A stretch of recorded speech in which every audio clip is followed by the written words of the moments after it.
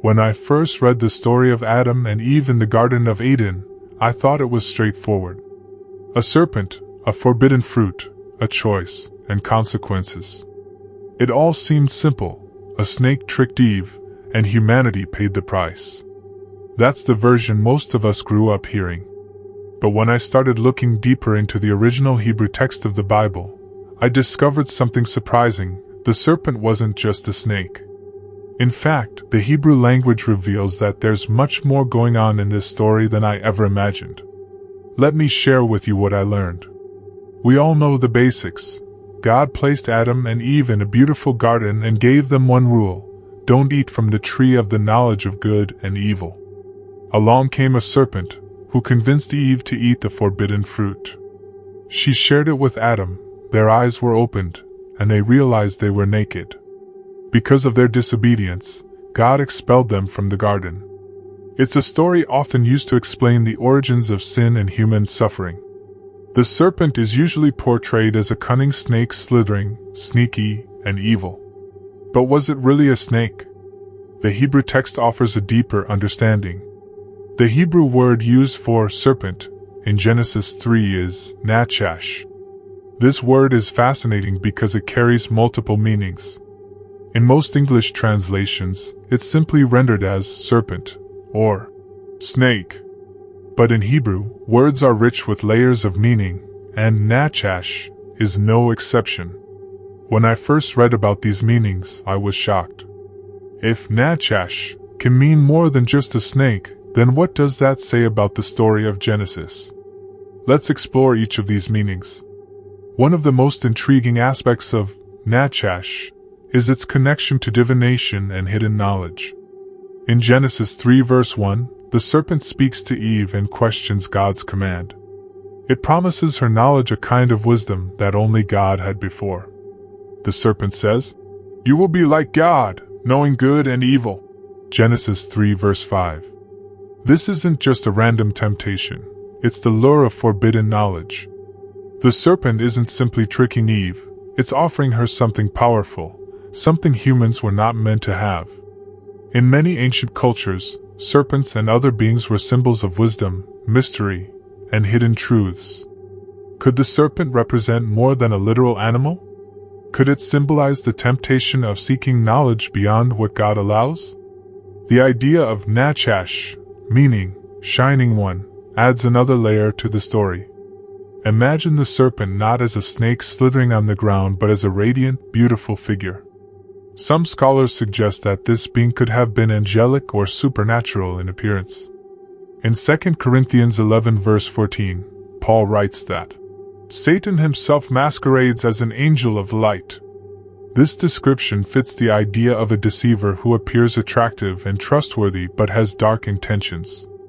If the serpent in Genesis was a dazzling figure rather than a snake, it would explain why Eve listened to it so readily. Think about it.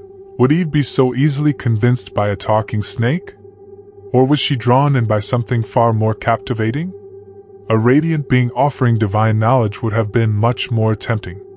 In later parts of the Bible, the serpent from Genesis is often linked to Satan, the adversary. However, the Hebrew text of Genesis doesn't directly call the serpent Satan. That connection comes from later interpretations and writings. In Ezekiel 28 and Isaiah 14, there are descriptions of fallen beings associated with pride, rebellion, and expulsion from divine presence. These passages describe figures who were once beautiful and exalted but were cast down due to their arrogance. Many believe these texts also reference the same being symbolized by the serpent in Genesis. By viewing the serpent as a supernatural being rather than a mere snake, we gain a deeper understanding of the story's significance. It's not just about a snake tricking Eve, it's about a cosmic battle between obedience to God and the temptation to pursue knowledge and power outside of His will. You might be wondering, if the serpent wasn't literally a snake, why has it been depicted that way for so long? The answer lies in symbolism. Throughout history, snakes have been associated with cunning, danger, and deceit. Many cultures use serpent imagery to represent both wisdom and temptation.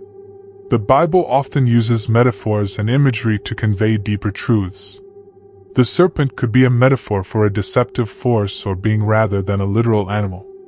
Over time, this metaphor became more simplified in art and storytelling.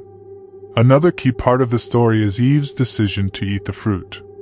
The serpent may have tempted her, but she made a conscious choice. This highlights the human struggle with free will and the consequences of our actions. When we view the serpent as a symbol of temptation and knowledge, the focus shifts. The story becomes less about a snake tricking humans and more about the dangers of pride, curiosity, and disobedience. It reminds us of the importance of trusting God's wisdom over our own desires. The story of the serpent in Genesis is about much more than a garden, a fruit, and a talking snake. It's about the nature of temptation, the allure of forbidden knowledge, and the consequences of turning away from God. By understanding the word, Nachash, and its multiple meanings, we can see the depth and richness of this ancient narrative. This broader perspective invites us to reflect on our own lives. What temptations do we face that promise knowledge or power but lead us away from God? How often do we trust our own understanding instead of seeking His guidance? Adam and Eve were created to live in harmony with God, enjoying His presence and the beauty of the garden. Their choice to eat the forbidden fruit changed everything. It's easy to focus on Eve's mistake and forget that Adam was also responsible. Both made a choice, and both had to face the consequences. The serpent's deception highlights the subtle way temptation works. It doesn't always come in the form of something obviously evil. Sometimes, it appears as something good, something desirable. The fruit looked good for food and seemed to offer wisdom. That's how temptation often appears in our lives, attractive and full of promise. When God confronted Adam and Eve, He asked questions.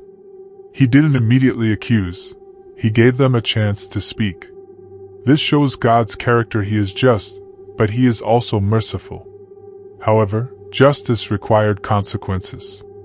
The serpent, Eve, and Adam all faced judgments. The serpent was cursed to crawl on its belly and eat dust. Many take this as the moment when snakes became what we know today. But if the serpent was more than a literal snake, this curse could be symbolic. It represents humiliation and defeat. Eve's punishment involved pain in childbirth and a struggle in her relationship with her husband. Adam's curse was tied to the ground. He would have to toil for his food. Together, these punishments reflect the brokenness that sin brings into relationships and creation. Even in the midst of judgment, God gave a promise of hope. In Genesis 3 verse 15, He spoke of a future offspring who would crush the serpent's head.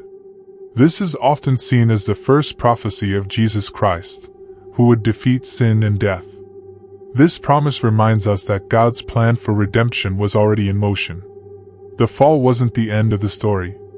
It was the beginning of a long journey toward restoration.